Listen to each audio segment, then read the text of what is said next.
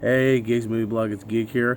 I wanted to do a review of Batman vs. Superman. I tried doing it last night and it was too dark and I couldn't get it on here. So now that it's lovely sunny, it's Easter, happy Easter everyone, and it's springtime, I figured I can go ahead and do it now. And I just woke up, so let's do it.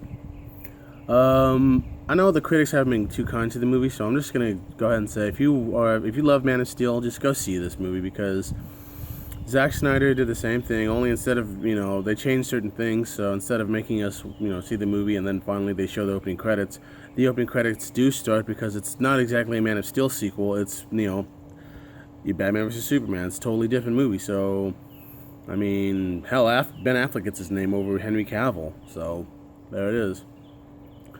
I don't want to give too many spoilers away because there's a lot, and I'm pretty sure if you're on Facebook or Twitter or Instagram or a lot of these other social media pages, everybody's just telling you, whoa, this happened and that happened, or he showed up and that and this, whatever. So, to me, I'll just be blunt and honest. The movie just opens with, the Waynes being murdered and Bruce witnessing it and Bruce leaving the funeral and falling into a cave full of bats. And then after that, 18 months, right after Superman comes to Metropolis, Bruce tries to rescue as many people as he can from Wayne Financial.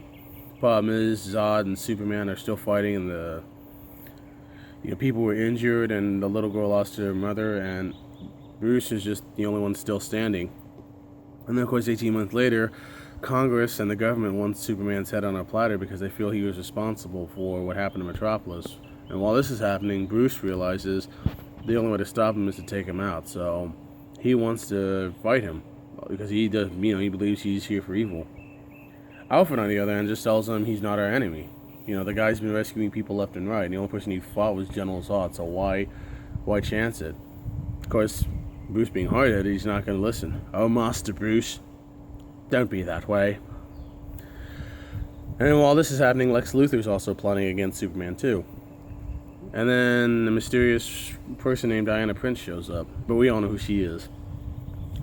Look, I think, all the Man of Steel actors do a great job. Diane Lane was fantastic. Amy Adams was fantastic. Lawrence Fishburne was playing, the old hard ass. Perry White, he does a fantastic job. Harry Lennox, who's now on the blacklist, comes back as General Stanswick. He shows up. I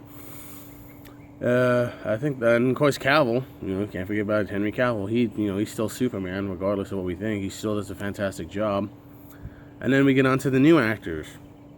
I'll just start by saying Ben Affleck is Batman. The guy was just fantastic. He really put his heart into this, and he knew he's playing an older version. He's playing Dark Knight Returns Bruce Wayne. A guy who's seen some action and frankly is more cynical than ever, but yet he's willing to do the right thing. Gal Gadot is the wild card playing Wonder Woman and Diana Prince because, she's the first ever Wonder Woman incarnation. And to my friend who said that Wonder Woman should be more bulky, I said, Wonder Woman was slender and was an Amazon. She wasn't supposed to be Hulk built, but Gal Gadot makes it work. My biggest complaint was Jesse Eisenberg. I just felt he was too over the top. He was too nutty. He was trying to give Jim Carrey a run for his money.